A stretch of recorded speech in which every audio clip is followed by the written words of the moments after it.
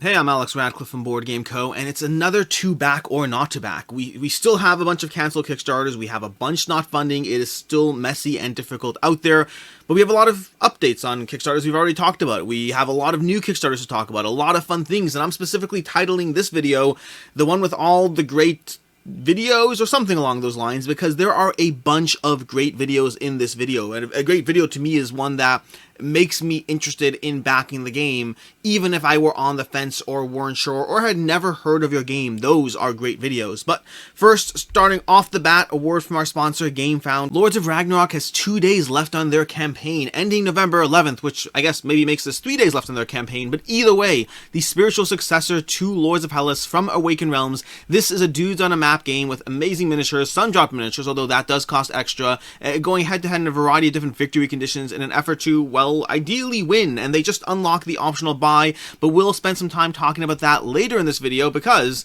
this is to back or not to back, which means we will be covering all of those campaigns. And with that out of the way, let's jump off the bat into the first one. And in general, the order here, timestamps down below. The order for all of these is board game adjacent, followed by cancellations and games not funding, followed by updates, followed finally by all the new campaigns. Again, lots of stuff to go over. Pick whatever section you're interested in, timestamps all over the place for those that you want to see. Although again, there's a bunch with good videos that weren't on my radar. There are campaigns in this video that I totally was not remotely interested in, and I'm really hoping they fund, or we'll talk about it.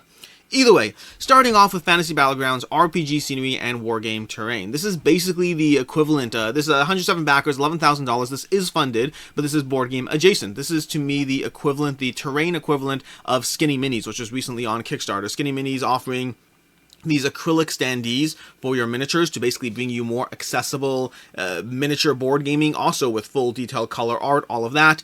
This is doing the same thing with terrain, giving you basically acrylic terrain. I believe it's acrylic terrain where you're going to have standee versions and build out your castles, do whatever. Whole bunch of options as far as what you can get, the castles, the towers, the villages, all that stuff. This will complement your Skinny Minis line just fine if that's something you're interested in.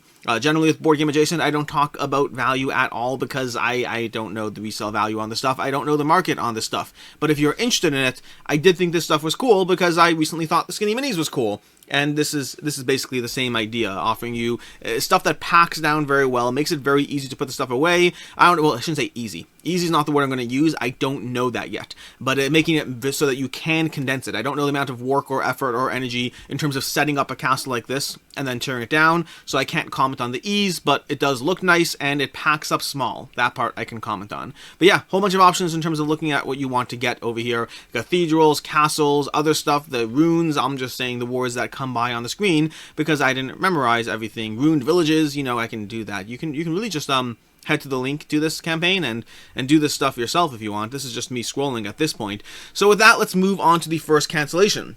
Jiangnan, Life of Gentry. I probably butchered that name. I apologize for so. This is from Medeus Game Design, and unfortunately they canceled day one. Now, it did fund, but again, we've talked about this. Campaigns funding and then canceling does sadly make sense, although it is very much disappointing to those who don't know that that makes sense, who don't know that that's a thing. This is why I will, at some point when I have a free day, be doing and by free day, I mean in the schedule. I can film the video. I just need the days in my video schedule to film a video talking again about the nature of canceled Kickstarters. I've done them in the past, but they're always worth doing again if it helps bring people up to speed on the way the Kickstarter ecosystem works and the way it punishes honesty and transparency, and that puts people in the unfortunate situation of having funded campaigns that cancel because it's the nature of the game. But either way, this one will be coming back to Kickstarter in 2022. You can see over here, they've postponed it. They're hoping it'll do better. Obviously, they're hoping it'll perform well, or perform weller. I shouldn't be apologizing for Jiangnan. I can't get English right. Performing weller than it did this time. But that will overall be this game, and we'll see how it comes back. They had a lot going on. So worker placement, area control, action, tile drafting, whole bunch of stuff going on. I believe Medeus Game Design said this is their heaviest game to date, which could be a good thing or a bad thing. I think for the most part, usually a good thing. People really do seek out heavy games.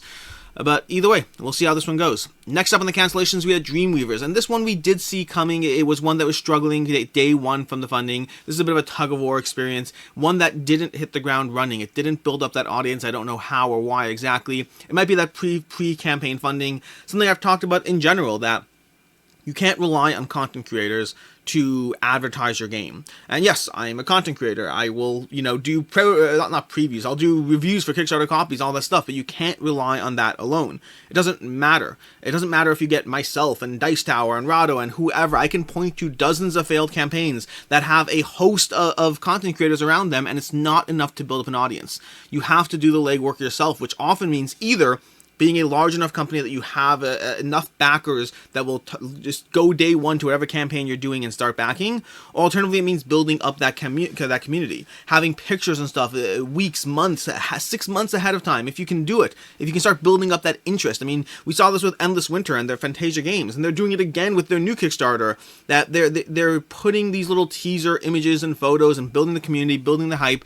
They are building the investment from the people who are going to spend the money before it ever touches Kickstarter. I think community building, and again, sometimes you just get that on your own because you've been doing Kickstarter for long enough, or because you're previous campaigns. We see this with companies like Orange Nebula. We see this with companies like Ivy Games. There are a ton of companies out there that have an audience that they have built that trust them now.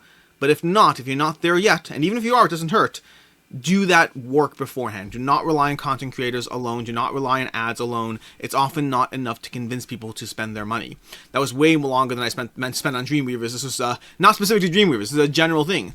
Trinity of Reign, an epic medieval strategy game. This is unfortunate. I really enjoyed this game. I reviewed this game. I'm sad to see it not funding. This one did not fund, unfortunately. They straggled along. They could have kept pushing towards the end and possibly crossed the finish line, but they decided to take a step back and potentially come back to Kickstarter at a later date. They weren't clear on their future plans. I hope it does come back to Kickstarter. I reviewed this game. I have complaints about things like the art, but I really, really enjoyed this game. For context, this is one that even today, which for me is, well, not today, but my today, this is one that we had the people who played this game the first time with us, they wanted to play it again. They were like, oh, can we play that game again? Can we play Trinity of Reign? It was so fun. And that's from a group of people that plays games like Blood Rage, like Lords of Hellas, like Kemet, like Cyclades, but Trinity of Reign was asked for and requested again, and I was like, yeah, we can play it, but like sadly it's not funding, so like this prototype copy we have is now much more precious, at least until it comes back and funds. I hope this one does well.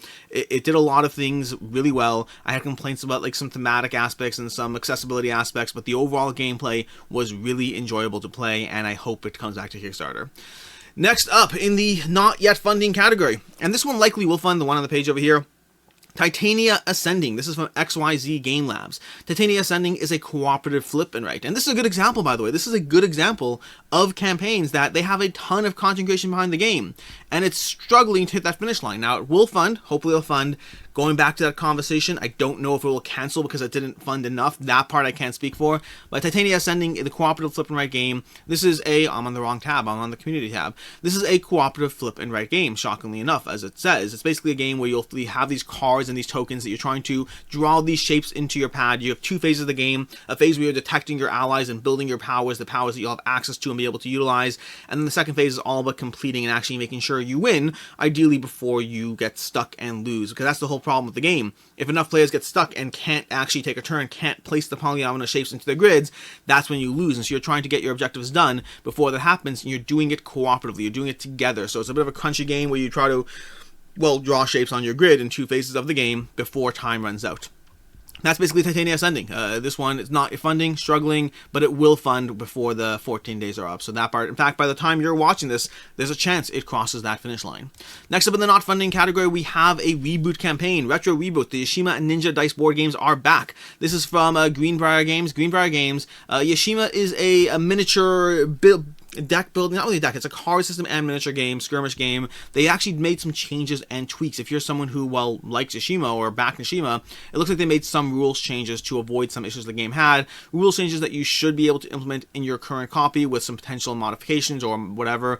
But yeah, that's Yashima overall. And then they pair that up with a push your luck dice game, Ninja Dice, so two different games in this campaign. Again, not currently funding, unfortunately, not hitting that finish line. Yashima actually had a decent amount of funding or followers or backers in the past. I'm surprised this one isn't doing better, but again, we've talked about this. Kickstarter right now is a messy space. We have million-dollar campaigns on the one hand, and then campaigns just struggling to make it at all on the other hand. As of right now, this one might fund. It's halfway there, but certainly not smashing it out of the park. We'll see how things go and continue. But we're not done. And when I say Kickstarter is a messy place, I also mean Gamefound. Gamefound as well is starting. Gamefound for a long time had just hit after hit after hit, and then they started opening the doors more and more and taking more and more things in. And the smaller campaigns on Gamefound have generally been struggling. Campaigns and it's always, Kickstarter and Gamefound both have that struggling aspect of smaller campaigns, but I think Kickstarter brings more adjacent, and this is all pure conjecture, I think Kickstarter brings more adjacent traffic to it of people who see one campaign and get shown another. Versus Gamefound, smaller campaigns just so far have really been struggling. We've seen a lot of new campaigns hit Gamefound and then just not being able to make it, unfortunately. We'll see how things continue, I don't know. But Wild Realms, I highly recommend, if you're interested in this game at all, I highly recommend watching Mark Street from the Dice Tower. His video on it was excellent and made me more interested in this game, because I went from being completely uninterested to fairly interested in the gameplay, incredibly interested in the art. The cards, components, everything are large, to the point that I figured after watching Mark's video, after going through how the game plays and the details and all that stuff, and seeing the card art and seeing the size of everything, the stuff is larger than you might think, fantastic B-roll, all that kind of stuff. But I went to this campaign assuming that the reason it wasn't funding was likely price point. I was like, oh, it's got to be something where they slapped a $60 price tag on it, and that's why people aren't biting. And then I saw it's a $35 price tag, unless of course you go to the $60 price tag to get 2 copies of the game. So this is one, that box is larger than it looks. This is what it looks like. It might be a small little card game. Genuinely, if you are at all interested in this game, jump over to Mark Street, Dice Tower, check out his video. You'll see that this is a larger game than it looks. It has a lot of stuff going on. It has gorgeous art, and the $35 price tag seems great for the amount of content you're getting on the game. I don't imagine me saying this stuff will push it over that funding line. I imagine we're looking at a cancellation and hopefully a relaunch, but it looks intriguing, and it looks like there's a lot going on, and that price tag seems pretty decent. And then one more in the not funding category before we make our way over to updates and then the new campaigns and all that stuff. In the not funding category, we have totems and taboos. This is the first of the one that, it depends if you count the Mark Street video, but I don't. But this is the first of the ones that I have in mind when I say amazing videos that are pulling me in.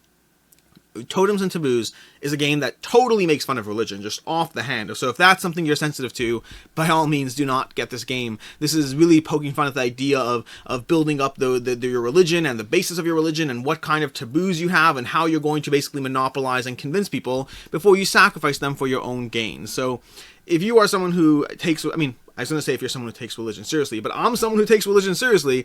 But if you're someone who doesn't like your religion to be made fun of at all, this is not a game for you. It's definitely poking fun at the subject to a degree. That said, I play games where I basically sacrifice things to gods all day long. I'm looking at you, Kemet, Cyclades, Chaos in the Old World, any of these games, so I don't know exactly what magical line I'm drawing around those, but not this game. Side topic of conversation. But Totems and Taboos is a game where you're trying to basically, you're acquiring different religious aspects to this little dice tower you build. Not a dice tower you roll dice through, but literally a tower stacked of dice that you're going to be building out your religion from there. It's going to be a lot of card plays. You try to figure out how to monopolize followers and then sacrifice them for your infernal gains. Now, I highly recommend watching this video. The tone the video sets, the general overview of gameplay. This is a video that made me want to back this game. And this is a game I almost certainly will back. I think that I will back this game if it's funding. I don't know for sure. It's a question of self-control, because the game's not necessarily cheap either. This is one where there is a higher price tag on the game. But 279 backers, halfway there. We might be looking at a relaunch. I am intrigued. I'm not saying the gameplay is even good. I don't know. But it looks like a fun time. The price tags, I mean, $52 for Devoted Disciples, and then a $58 for Totems and Taboos with all this stuff over here. It's a decent amount. Once you factor in shipping, you're looking at basically a $70 price tag on your game, or a $65 to $70 price tag, which is a lot for a game that, looks like this. But when I say looks like this, it looks fantastic. I love the art. The art looks amazing. I love the idea of stacking and building out your little religious tier and sacrificing followers. A dash of humor, a dash of strategy. Very unique. Very excited for this one. And also, I really, really hope it funds. That is a long time spent on this one, but the video really pulled me in. I had no interest in this before watching that video. In any case, time to move on to the not yet funding category. And starting, Not true, Alex. Not true. I'll take a sip of water while I orient myself, and we'll come right back to this. Okay, Alex, get it together. Get it together. Resident Evil the board game. We're in the update category. We have four or five. Looks like five updates that we're going over. These in general, the update category generally has things that either I have more information to talk about, or I'm just excited about the game and I want to give you one last reminder that this thing exists, and sometimes a little bit of both. In the case of Resident Evil, it's a little bit of both. First off the bat, apparently I will be doing another gameplay with them. I'll be doing another gameplay with a boss scenario or something, so if you are interested in the game, if you want to see more gameplay than what we've seen already, because they only really had one scenario to go through for people previewing the game, people covering the game beforehand. And so if you want to see more, there'll be something on my channel, likely Tuesday. Later Tuesday, one of my later videos on Tuesday will likely have a boss gameplay or something. Granted, that will leave you with 1 day left to back this game, but if you are interested, if you want to see that, make sure to check that out, I guess tomorrow for you. So that's first of all off the bat. Secondly, this is another one that actually had a pretty solid video. This is really an update, but I will include this in those that had a very solid video for the game, giving you information both how the game plays while pulling you in atmospherically. Again, if you're interested, check it out. I like gameplay videos that sell me on the game. I don't like, not gameplay videos, I like videos, campaign videos that sell me on the game. Sometimes it's a dash of gameplay, sometimes it's a dash of mechanics, sometimes it's completely unrelated to either, like in the case of one of the videos later in this list, but still managed to pull me in a bit. In any case, going back to that, Resident Evil the board game, past a little update about having another gameplay. They've just been unlocking more and more stuff as far as stretch goals, lots of Kickstarter exclusive stuff over here. So what I've said before about this game stands true. If you're interested in the game and you're on the fence, the base pledge will give you a decent amount of stuff. If you want to get more stuff, there's a lot of exclusive content for the game. The various contents, all the stretch goals, or most of the stretch goals, whatever it is, the box color, the specific box, the various add-ons, the extra miniatures, the extra cards, almost everything here is Kickstarter exclusive. There is going to be a retail version of this game, but it's going to be very, very slimmed down as far as what you can get your hands on. That said, it doesn't mean you should necessarily get all the stuff. It's only worth getting it if you're playing it. And the base pledge already is coming with plenty of extra stuff, extra characters, extra baddies, all that stuff over there. So yeah, that's basically, look at these. We got the crows and stuff, all the fun things that you expect, but you definitely don't need to go all in to get this game. There'll be plenty of content if you get the base pledge as well. Not as well, alone. Base pledge alone. Anyways, that is Resident Evil. Next up, we have Lords of Ragnarok. Lords of Ragnarok, they announced their all-in pledge. So basically, the all-in pledge, they announced a few things. They have a few recent updates. I'm focusing mostly on the all-in pledge, basically along the same lines as Resident Evil, which is there's a lot of stuff like Resident Evil. This will hold its value just fine. If you're getting this stuff, it'll be totally fine. You'll be able to resell it for everything you paid for it, all that stuff, even at the all-in pledge, and perhaps even more so at the all-in pledge, doesn't mean you should get it. You see, let me just give you a bit of a context to myself here. I'm someone that has the all-in pledge from Lords of Hellas. You know Lords of Hellas, the spiritual predecessor to Lords of Ragnarok. I have the all-in pledge for that game.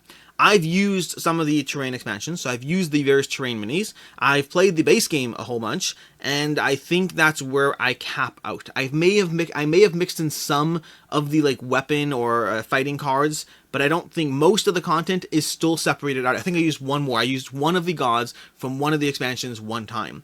Basically, I've used mostly the base game and one or two adjacent stuff from Lords of Hellas, and that's been in the past 2.5, 3 years. You can go all in on this game, and this game, the price point of the all in here is €265, $307. That's before shipping. That will be in 2 waves. There's a lot of stuff going on here, and you don't need it all. You might want it all, and if you want to get it anyway, again, it will hold its value if it's not for you. And if you do want all the pretty shiny miniatures, I'm not saying don't go all in. I'm not gonna. I have to take a look. I may or may not go all in versus split it up into getting all the gameplay content, because speaking for myself, I tend to not care about playmats or sleeves, and I definitely don't care about the art books. They're nice, but I look at them once and close them up. But all this other stuff, I definitely want that, but just because I want it, and just because I get it, doesn't mean it's the right move. It means that, and I've talked about this in prior videos, I often go all in when I shouldn't go all in. Getting the game is great, holding its value is great, but if it's sitting on my shelf and I'm only playing half of it, then I'm basically paying for a glorified paperweight with great miniatures. I'll unbox it and have fun with that. But yeah, you can get all the stuff. It'll hold its value. You don't necessarily need all the stuff. Past that, they have unlocked some things. They've, unlocked the ice giants as being a miniature. They're going to be using the other side of the mat is going to be a two-player version. They'll have a fifth-player mat as well that will overlay the board. They're going to throw something on the other side of that. They're not sure exactly what it'll be yet, but just to make sure it's not wasted space. We have the frost giants being turned into monsters for if you want to incorporate it into your regular game. That's kind of what I did with Lords of Hellas. I haven't incorporated all the gameplay content, but hey, I can throw in an extra monument and all of that. So lots of stuff going on over there. I do want to point out one more thing. Was it an update? Was it an update? Maybe, if I can remember. There was an update. I think I just didn't like... Sorry, it's taking too long to load here. My browser bar, my internet, for context, my internet decided to cut out this afternoon, and since I've gotten it back in, it's been slow all day. So I have to take a look at that and figure that out. That's a different problem entirely. And now it's just loading on a blank screen. There we go. Let's see if we can actually get this to move faster. We have the Seas of Asia and gameplay bundle. Basically, the gameplay, I didn't really talk about this extensively, but they have basically two main gameplay add-ons, or three main gameplay add-ons. They have the fifth player expansion, which is basically being unlocked as a stretch goal, if I'm not mistaken. But then they have the Seas of Asia as the second gameplay expansion after the Frost Giants. The Seas of Asia are giving you this monument guy, who I don't particularly love the sculpt, but giving you a whole bunch more Drakars. That's what I want to talk about. It doesn't give you official Drakars. It gives you these other boats you can utilize, giving you much more of a mechanical aspect of how the sea plays out, as well as giving you an alternative to Loki in the form of like a monster boat you can kind of fight. But we have this guy who looks like a constipated Lord of Cthulhu elder. I'm not hugely in love with this miniature myself. I haven't read the comments on this, so I don't know if other people do. It's different, that's for sure. I just don't like the way the tentacles curl in on themselves. Feels a little different to me. But either way, we have these various tiny little boats that'll be moving around. You'll have this extra aspect of attack and defense on the seas, which I enjoy, because for me, one of the problems with the Lords of Ragnarok was the boat gave you a ton of ways to actually use the board, ways to navigate and jump around.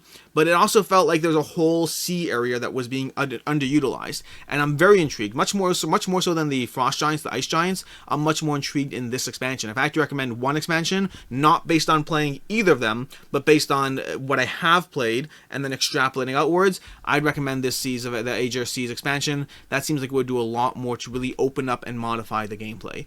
But that's basically Lords of Ragnarok, which means we still have two more updates. Senjutsu, Battle for Japan, crossing $1,070,000, which means with a few days to go, I'm sure we'll see a 5 reasons not to back from Room and Board. So, Chris, if you're watching this, you gotta get on board with another one of these. I'm sorry, man. But either way, Senjutsu Battle for Japan. This one has, they've slowly been going through everything, unlocking optional buys, and like the past two campaigns as well, we're talking about the All-In Pledge. They recently announced the All-In Pledge, the All-In Deluxe Pledge, $196 for everything you get here, discounted by $55 from the original price. Nothing here is officially exclusive. Some of the stuff might be harder to get, harder to track down, won't have necessarily wide retail availability, especially for all this expansion stuff. But nothing is Kickstarter exclusive here. Nothing is, never able to be gotten later, but the price point may well be the best price point. Now, that discount over there, the $55 discount, that's typically in the range of a typical MSRP discount, which means that in itself wouldn't be enough of a reason to convince me, except for the fact that usually with this stuff, you can't get all of it at retail, which means the price point is more limited to whatever they sell the game for themselves, or however you can get your hands on the copy. So overall, I believe, and I talked about this briefly last week, my, overall, I guess, seeing the All-In Pledge hasn't really changed much for me, which is I think the Kickstarter is the best and safest way to get your hands on this, but you can definitely get your hands on it later as well. So if you're not sure, if you're on the fence, you can always either get nothing now, or you can get the base game now and pick up stuff later. You're not missing out on sheer exclusivity or anything like that. Worst comes to worst, you're paying a little more for it, which is fine, because like everything else before now, you probably won't play with all of it anyways. So you can go ahead and go all in if you're on the fence, but you can also just as easily wait if you're on the fence. That is Senjutsu, Battle for Japan. Then we have Paint the Roses, a cooperative puzzle game in Wonderland. And sorry, one more thing.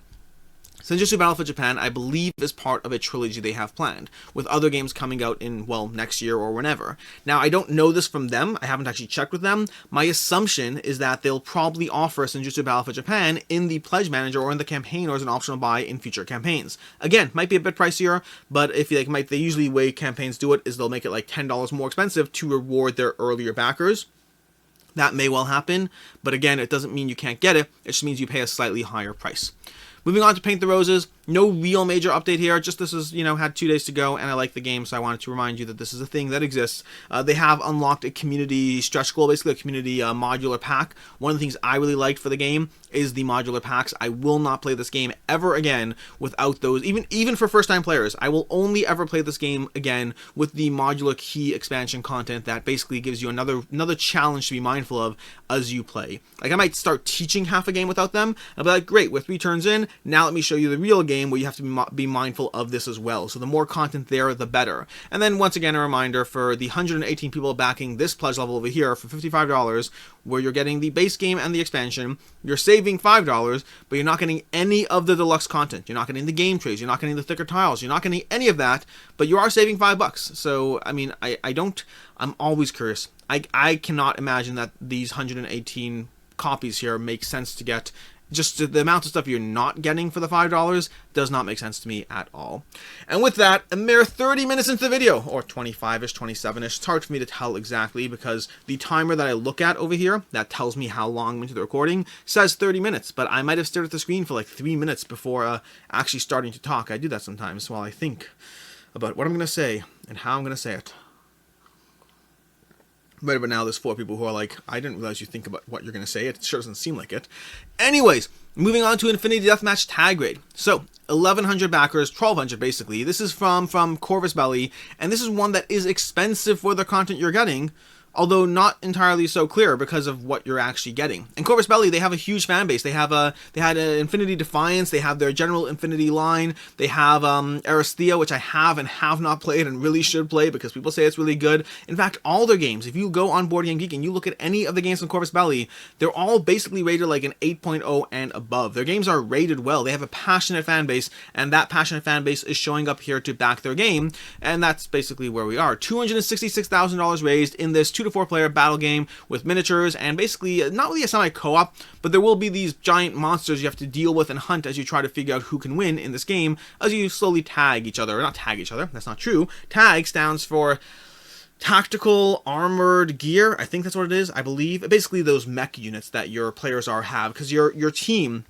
in this game, your team comprises your tag, your tactical armored gear, as well as your support crew, various crew members that are going to be helping you out in different ways. Some in the base game stretch straight out, and some of the unlocked stretch goals that we've been getting so far. The base pledge over here, and this is where, the fact that they have 1,200 backers and $260,000 raised is primarily because they have a passionate, loyal following. People who back their content, back their games, because their miniature quality is amazing. Some of the miniatures are metal miniatures that will require assembly, so you have better quality miniatures, but also requires assembly, which for me is like a huge turnoff, and I usually get less interested right off the bat, but for many people, you get better quality miniatures. Their sculpts look fantastic.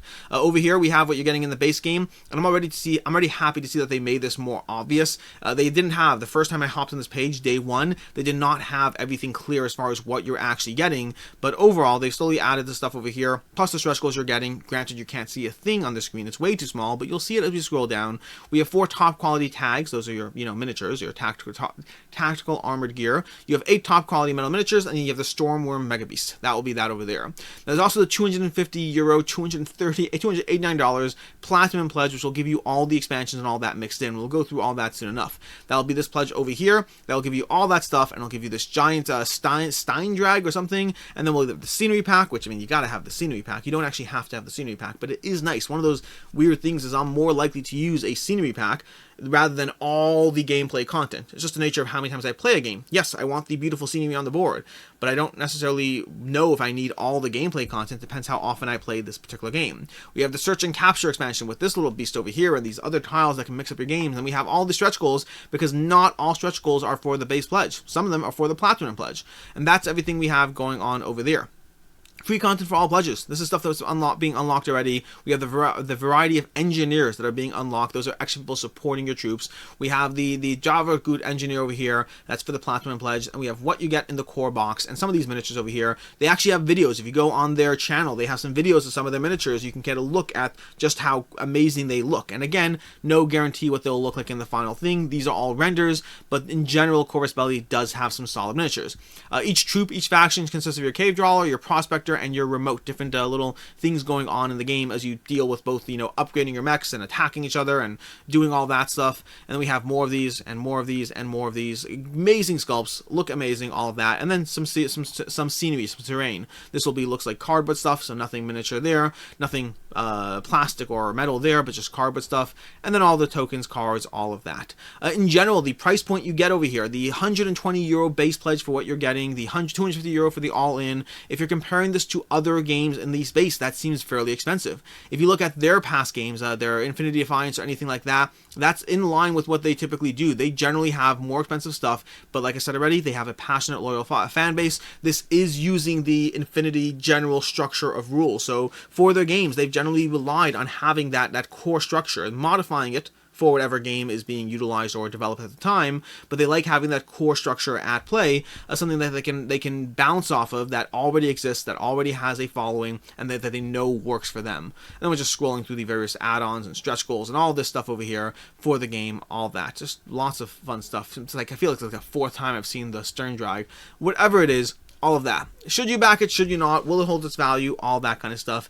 So despite being expensive, if you actually look at their past games, you look at, let's say, Infinity Defiance, generally the Platinum Pledge there, not only did it hold its value, if you look at sales of the Platinum Pledge, it sold for like, you know, like €100 more than people paid for it. If there's some sales of that game that are well and above of what people paid for it. Like I said already, Corvus Belli has a passionate following. They have a loyal fan base, and that their games, they seem to hold their value overall. They are hard to track down. They are hard to get everything for, and the secondhand market for their games, for their Kickstarters, generally has worked out well for them. So overall, despite the high price point, I think it'll hold its value. Is it right for you? Do you want to spend that much money on this game? That's more of a question for you and the decision you have to go down.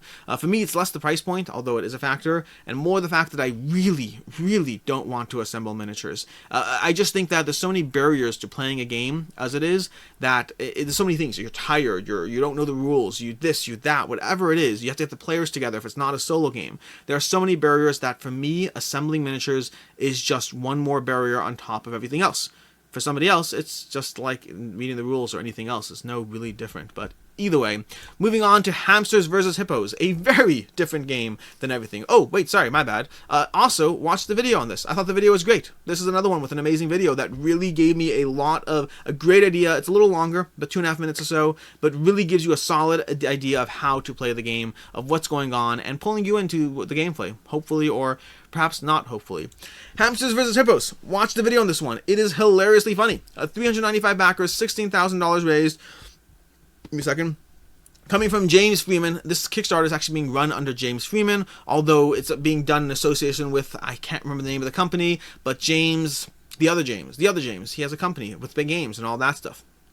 And Hamsters vs. Hippos is a 2 to 6 player filler game, 15 to 30 minutes game in which you're basically trying to not get eaten by the hippos. Okay, the hamsters are running around, pushing the luck, flipping over tiles, trying not to get eaten. It's a lighter game, what did it say? It said unashamedly, I think. They said something over here. It is an unapologetically casual. It's basically saying straight up, we are a lighter game. That's what we're going for. We're going for humor and appeal and accessibility, all of that stuff over. Speaking of, hard to get to the table, Infinity Deathmatch will take player count and this and assembly and rules reading and all that stuff, and Hamsters vs. Hippos is like, hey, my rulebook will be pretty short, the gameplay is pretty easy to play and teach, let's get into this thing. So that's what Hamsters and Hippos is going for. Overall, the price points on this is $40 for the deluxe version of the game to get over the deluxe version of Hamsters vs. Hippos. In general, you can get their games on his website after the fact. I don't know what the retail availability is, does not seem like it's wide, but you can get their games on Kickstarter after the fact. This one falls firmly in the category of, because of the low retail availability, if you want the game, Kickstarter is likely the easiest and or best price point to get your hands on the game.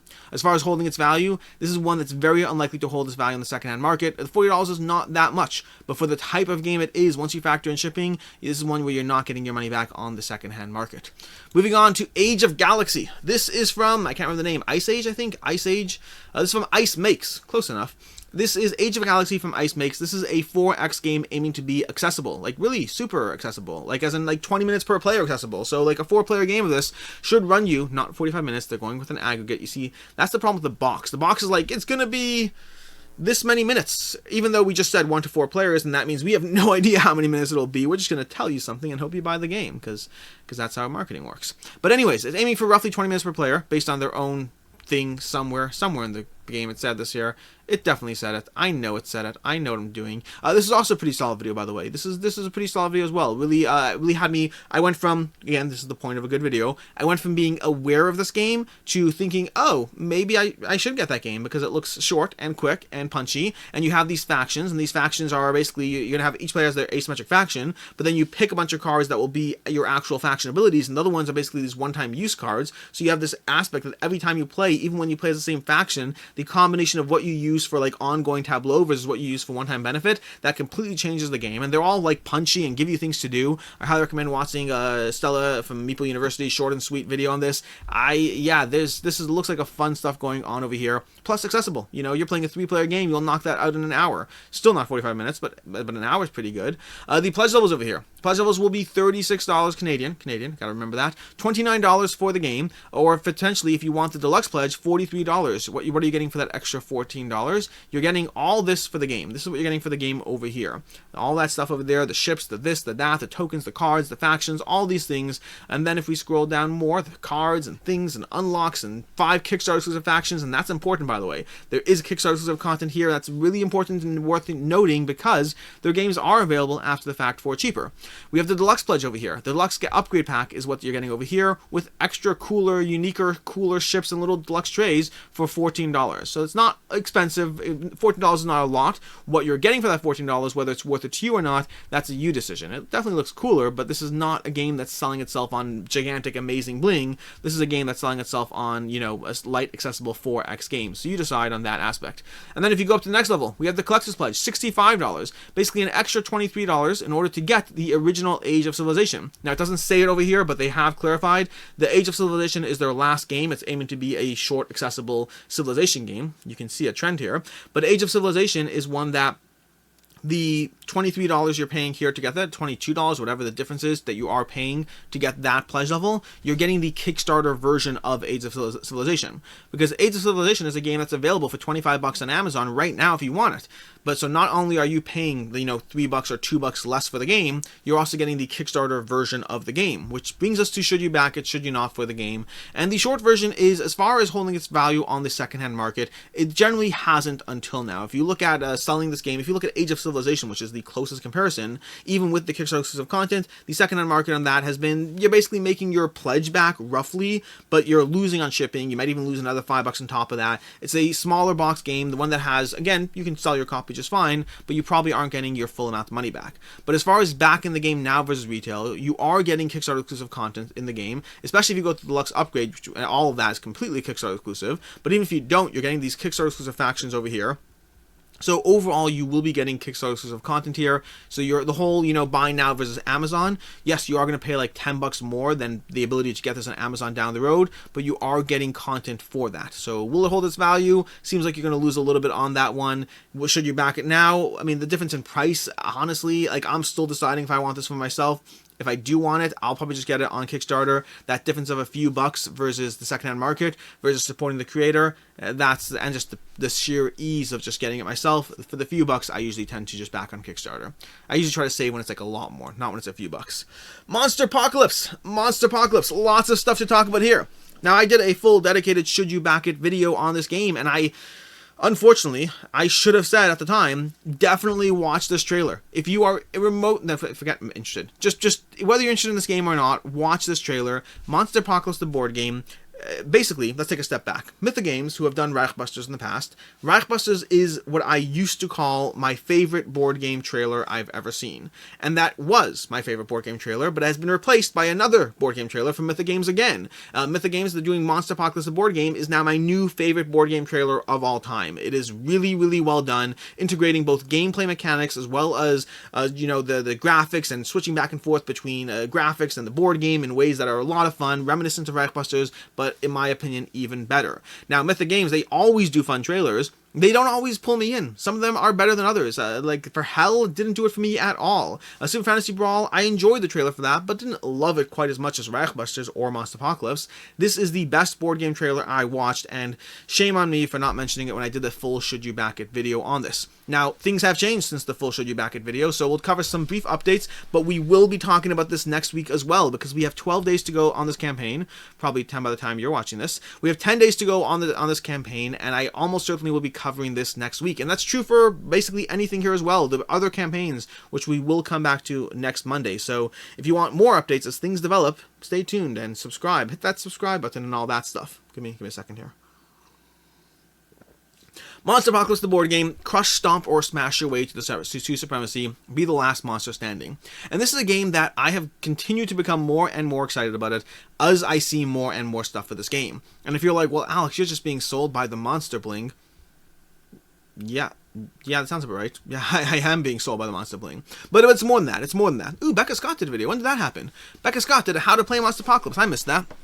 So anyways, Monsterpocalypse is a game where you're rolling dice and smashing monsters into buildings. I can go more into detail, but that's basically what you're doing over there. I'm not gonna do a full thing over here because first of all, I did a full Should You Back It video. You can check that out. I have a review of the game. You can check that out. But more importantly, I'll be covering it next week when I'll have more information. So I'm gonna do a brief overview. I'm gonna cover the 2 new gameplay add-ons that we currently have revealed, and then the rest of it I'll save for going through it next week.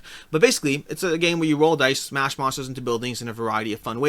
The base game is fun, but perhaps lacks the degree of complexity that I want to see from the game developing. That said, I've only played 2-player head-to-head, and I am excited to try the variety of play modes. I'm excited to try the various monsters, seeing some of the gameplay add-ons and the types of monsters and the further complexity they bring to the table as you add more and more monsters and more factions and team up, having 2 monsters or 3 monsters and a bunch of factions and all that stuff on the board. Well, then that just seems to be more appealing to smash a monster's head into a building, or to throw one of their units at its head and taking out its last life while you go ahead and charge through a row of 3 buildings, taking out a whole bunch of stuff along the way. There's a lot of fun stuff you can do, but basically this game is, what if you were like Godzilla or King Kong or any of that stuff and want to have fun and do that stuff. Now they do have 2 gameplay add-ons. First of all though, basically for that $59 pledge is an update veteran pledge for people who have the existing Monsterpocalypse line. $119 is the Smasher pledge. That gives you all the base game content as well as all the stretch goals we've unlocked so far. That's a whole bunch more monsters. I think we're up to like 8 monsters. 1, 2, 3, 4. Is that a monster? No. 4, 5, 6, 7, 8. 8 monsters that we've unlocked, plus of course a variety of factions and units as well. Whole bunch of stuff being unlocked for the campaign so far, and that's all in your $119 pledge. Then there's the Crusher pledge, which gives you, and that's in addition to the other 8 monsters. So the content of your base pledge has already doubled in terms of monster content. The faction content also unlocking. Not a ton of building content as far as stretch goals, although there are stuff in the gameplay expansions. Then the Crusher pledge also gives you the Apex Predators as well. Whole bunch of Apex Predators, which I can't see over here. Where are they? Here we go. Over here, you'll see that you get these other Apex Predator monsters, some more buildings, some more maps, some more game modes. That's all in the Crusher pledge. And then, and I assume, by the way, we'll have an all-in by the time this is done. We're already 2 gameplay add-ons in so far. By the time this thing is done, we might be at 5. I don't know. We'll see what we're at. But I assume there will be an all-in. Although, this is something where existing Monsterpocalypse players might know more than me just because of what currently exists in the Monsterpocalypse sphere of games. But in any case, however many we actually have, we'll figure that out. But to start off with, the first expansion they unlocked was this one over here. We have the Simian Corp, which basically gives you, well, that King Kong we talked about. The Empire of the Apes, giving you 2 new monsters for the Ape faction, 2 just, giant monsters, one of them holding a rocket launcher a rocket launcher gigantic thing as a rocket launcher handheld thing on his shoulders over there. And he's actually in the gameplay trailer, which was the gameplay trailer. I don't remember what it had, but it definitely had this guy. I wonder what else is in the gameplay trailer that is not yet out. We'll see. We have building. You have this new building over there. All the buildings give you different abilities, different ways to interact with the universe. And they have these like mechs over here that will be taking you down as well at the same time. That's all this stuff that we have for the basically King Kong versus but this is basically Godzilla. This is basically mechanical Godzilla versus King Kong is what we have going on as far as all the content for this gameplay. And by the way, those gameplay packs, they're like $35. The price point, I would have easily expected these packs to be like $50 a piece. They're $35 for the amount amount of just bigger miniatures you're getting is solidly priced overall. Then we have Rising Realities for these over here. We have these giant ninja mecha warriors. I assume they're mechs because otherwise they're just very, very large people. But yeah, it's a bust down there, so definitely mechs. We have all this stuff over here. And then we have the Masters of the 8th Dimension giving you some of these monsters, which the problem is they have these painted versions that look so much cooler than what mine will look like, so that's unfortunate. They'll still look cool, but this looks so much cooler. And then we have these like little messed up buildings from the 8th dimension, fun little things going on over there, more elite bases, more monster clips. These are the gameplay add-ons that we see so far. That's got to be a mech. That's way too big for a person. But that is everything we have as far as Monsterpocalypse. We will talk about this more next week when we see what else. I'm on the wrong page. We'll talk about this more next week when we see what else is unlocked in this campaign as we head into the last few days, well, next week. Next up, we have Float, another game where I was not interested in this game, and then I watched the video, and I went to be... This one does not show the actual gameplay in the video. This is just tense and provides atmospheric, pulling you into what Float is doing. Now, Float's coming to you from the people who brought you Mixtape Massacre. We have 630 backers, $46,000 raised, and this is basically... It might sound cooperative, but it's not. This is a last man standing scenario as you struggle to survive in the sea, making your way back to shore or safety or something. Although it doesn't seem like surviving is actually the goal, so much as out-surviving your fellow people there. Because every single day you're going to draw events, you're going to deal with monsters, you're going to be trying to survive and just make sure that you outlast everyone else on the table in this game. Now the base price point is going to be $39 for the base pledge, $55 for the Sharkbait pledge. That gives you the Kickstarter exclusive From the Deep card. You're going to get the Float mini pack upgrade as well. And then $99 for a whole bunch more stuff in terms of just everything, including, just to be very clear, including non-gameplay stuff like t-shirts, pins, sticker packs, all the stuff if you want that. Basically, focus on the shark bait and perhaps add what you want if you're someone who wants the gameplay and not everything else for the game. Now, there's a few exclusives over here. Some of them are, the extras you can buy, like hats and whatnot. Past that, they're like a card or two. Not a lot of exclusive content for the game, so you could get this one in retail and not be missing out as well. Here we have the From the Deep Kickstarter exclusive so far. We have the miniatures for the game. It looks fun, looks like a fun experience, it looks very atmospheric and tense, and Mixtape Massacre was all about that atmospheric and tense aspect. It was going for that. As far as should you back it, will it hold its value, all that. Judging by Mixtape Massacre, I would say this is less likely to hold its value. Mixtape Massacre in general doesn't have the largest following, at least not on the secondhand market. It's a game that sells for less than you can pay for it in terms of the secondhand market. Now, Float is different. It's not the same game. It's from the same people, so it's not a guarantee. But using that as the closest reference point, I would say that overall, it's the same idea as some of these other ones. If you want to get it on Kickstarter, it is the faster, easier, quicker way to get it. It does not have wide retail availability, but if you're looking at the secondhand market comparison, that's where picking it up secondhand might be better. Now, 630 backers is not a ton, so there's always that risk factor, but it's one that I am skeptical will hold its value, especially at the price points and combined with the track record of Mixtape Massacre. Moving on, we have the Nano Games from Railway, City Planner, and Empire. This started as part of a competition. This is from Alvin Game Studios, who brought you Clinic. They did Clinic. They've done the whole Clinic line of games. But this is trying to bring you heavier games with limited components. Think the Sprawlopolis line, not Sprawlopolis, think the Button Shy line of games where they limit themselves to 18 cards and that's the game. This is the same idea, although they're limiting themselves to 9 cubes, 9 dice, and 9 cards. That's what they're trying to do. They're trying to create and design a line of games, and they're aiming for, shockingly enough, 9 games, although we're seeing 3 in this Kickstarter here. They're aiming for 9 games, but they have 9 cards, 9 dice, and 9 tokens, and in these 3 different games, Railways, City Planner, and Empire. They're all of them are primarily aimed at solo. I believe City Planner is aimed at being a 2-player as well. 3 Nano Games, it looks like they're all 1 to 2 players.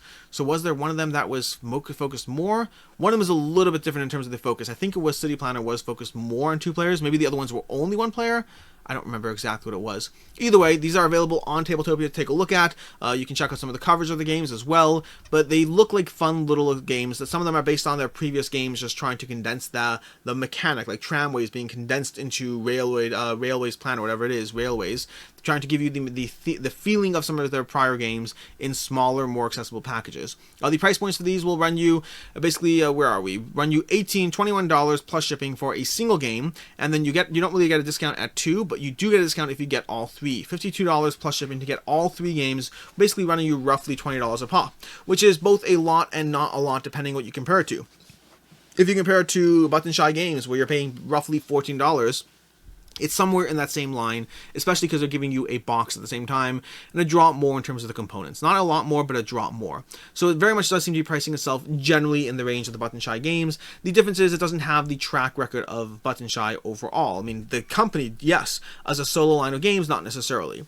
I would say this is one where, like Button Shy games, if you're interested in the games, it's probably easier and quicker and cheaper to pick this up on Kickstarter as opposed to hunting the secondhand market or hoping for it down the road. But as far as will it hold its value, like even amazing games like Button Shy, the price point and size in this just makes it a harder one to, practically speaking, be able to resell confidently on the secondhand market, unless of course you're talking local, which is a whole different conversation.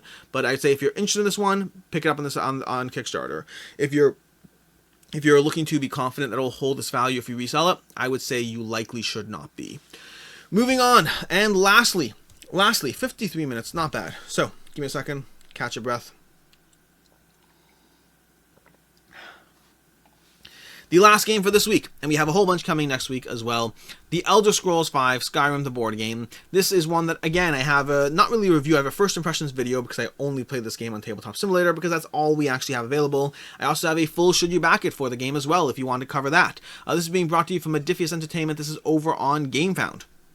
This is a game that is, well, it's Skyrim. That's basically what it is. It's Skyrim, the adventure game. It's focusing the high-level overview. Again, I won't go heavily into detail because I've done that on the Should You Back It video. But what I will say is there are updates and changes, so I'll try to focus on the updates and changes while also not focusing on everything because, again, we have 28 days left, which means there's plenty of time for me to cover this again on subsequent, two back or not to backs every single Monday. Once again, little reminder to subscribe to the channel in case you're not already. But this is one where they are listening and pivoting and adjusting to what people are asking for, complaining about, talking about, all that stuff. And I mean, I'd rather think that they're pivoting to what people are asking about rather than what they're complaining about, but either way. But overall, this is one where they've basically had a bunch of missteps along the way. This is an adventure game. It's one where you're moving around the map, you're trying to explore, you're fighting different monsters, you're upgrading your characters, you're going through different story arcs, both personal quests and world quests and general journey, all these different things while you try to progress the story and just wandering around every single turn. You do an event and you move around the board and take an action, and those actions could be engaging with an event or engaging with a roaming monster or taking an action at a different location to different things to get a personal quest, to level up your gear, to all these different kinds of stuff while you go through the world. That's the high level overview. Again, you can watch more content from myself, from others, to see what's going on more with the game. But past that, the campaign, a lot of things that's been going on with the game is they've had a lot of PDF unlocks. Now, those PDF unlocks, they have switched them all to non-PDF unlocks, so, well, it depends which pledge you are. If you're getting the base pledge, many of those are still PDF unlocks. But if you're getting any of the higher pledges, then you're getting, you're getting all those PDF unlocks, those extra scenarios, hero cards, all that stuff as actual print copies of the game, which is one of the big complaints people had. Why are you giving us PDFs? We want print copies, which I echo that complaint. A PDF for me is going to be deleted. Nothing's going to happen with it. Whereas I want print things. I want the actual print stuff that I can utilize, print out, and then put in my game and actually look at and utilize properly. Past that, and perhaps more importantly, going to the stretch goals, we have exclusive stuff for Gamefound in these stretch goals. This is something that's been asked for a lot, and they now have it. There's stuff over here, these encounters and then rewards. Basically, we have two different things. We have encounters that will be completely exclusive, as well as rewards that will be completely exclusive that are being unlocked at different tiers of these stretch goals as things go. So they started adding those as well. That will further add to the should you back it, should you not. That will further add to the value proposition of getting it on Kickstarter versus waiting till retail. Because the price point of this is not cheap. We're looking at price points of £220 for everything in the game. We have £168 for the base game. That's just the base game. But then we have £140 for like the gameplay all in. No matter what you do, even the base game alone, it's not cheap. And more particularly, the base game alone is, that's the one that I would say is most likely to, if you're getting it on the side, if you're getting it later at retail, the base game on its own would likely be cheaper at retail. Once you factor in VAT, once you factor in VAT's being covered actually, once you factor in the shipping, once you factor in the conversion, the MSRP reduction, all that stuff over there, getting it at retail is likely the better bet. until the fact that now you actually have stretch goals. Now you actually have exclusives that you'll be getting in the Kickstarter copy that will change that conversation. So this is one that previously, I showed you back it, I said, hey, if you're getting it, the gameplay tier is pretty good, and then the deluxe tier, it depends on if you want the mat and the coins, but the base game, you could get it on Gamefound, but you also could just as easily wait. You're likely going to save a few bucks if you wait, not a guarantee either way, but likely. Versus now, it's a different conversation because of the fact that they've started adding those stretch goals, because they started adding exclusive content to the game in addition to all the other unlocks they've been having, and we'll see exactly where this goes. They said they'll be releasing more information on the 11th, I believe they said. Where is it? Somewhere over there. They had this whole thing. They're releasing more information on the 11th. Past that, they've also been finishing more and more stretch goals. You can see all these stretch goals over here that we're slowly unlocking. You can see the planned exclusives over here that we'll see. They'll be revealing more information about those later.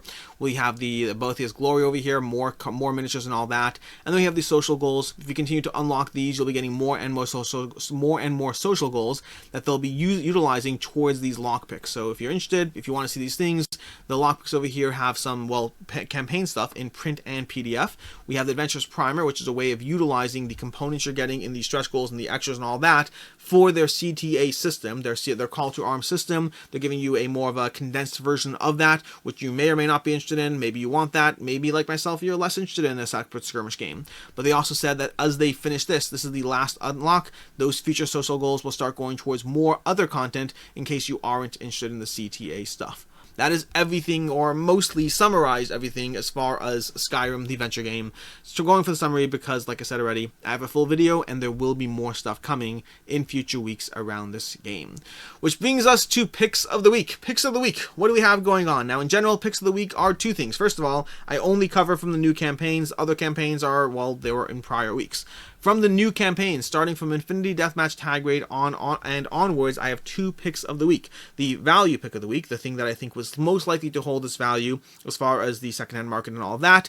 And then secondly from there is the personal preference pick, what I'm most interested in as far as adding to my collection.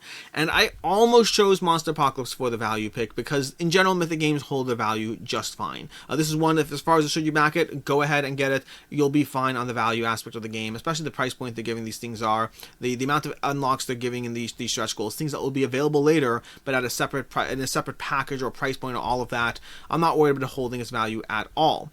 That said, just given Infinity Deathmatch, I'm actually picking Infinity Deathmatch for my value pick of the week. I might be wrong on this one. I'm a little hesitant because looking at components to price point alone, I would actually be a little more hesitant and think it wouldn't. But looking at Corvus Belli's track record and the way their games have done in the past, I think it will. I think this is one that's most likely to hold its value just fine after the fact in terms of secondhand market, so I am picking Infinity Deathmatch as my value pick of the week, the one most likely to hold its value. As far as personal interest pick of the week, that's where Monsterpocalypse will win. Now, there's a whole bunch I'm interested in. There's the Skyrim adventure game. There's that Nano line of games. There's a bunch of things over here that I am interested in, but Monsterpocalypse, the board game, is one that I like. It feels like a guilty pleasure game. It's a game that the biggest comparison I have of it is likely from Mythic Games themselves, Super Fantasy Brawl. That's a game I really enjoyed, and that's both a good thing and a bad thing.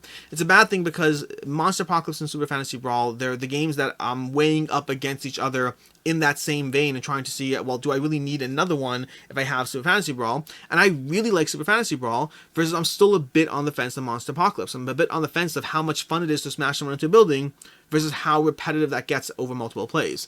That said, what I know about the remaining game modes and the monsters and everything they keep seeing, and yes, the miniatures and all that, definitely has me more and more interested in Monsterpocalypse, and I'm excited for this one. This is one where I'll see, but I think I will reluctantly be going all in on this one. We'll see how it goes. These are very fun. These look very cool, and I hope that the continued gameplay that they unlock lives up to the game. So Monsterpocalypse will be my personal pick of the week. And that is everything. That's all the stuff as far as the campaigns. Lots of stuff to cover. Again, just around the hour mark. It is fascinating how generally consistent these videos are as far as being usually around the hour mark. Not always, but I can usually hit that hour mark sometimes. Either way, until next time, I am Alex Radcliffe from Board Game Co., and as always, have a good one.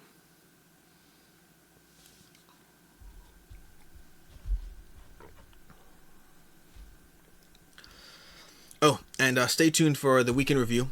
which this coming Saturday. Basically, I do a week in review, but if you are there, I'll be giving away some various badges. I'll be giving away badges to PAX Unplugged. I'll be giving away badges to that whole World Series of Board Game thing. So if you want some stuff like that, make sure to pay attention to the week in review coming up on Saturday. Oh, and then Tuesday I'll be doing that whole gameplay with Resident Evil and things. There's stuff coming. There's always stuff coming. Have a good one.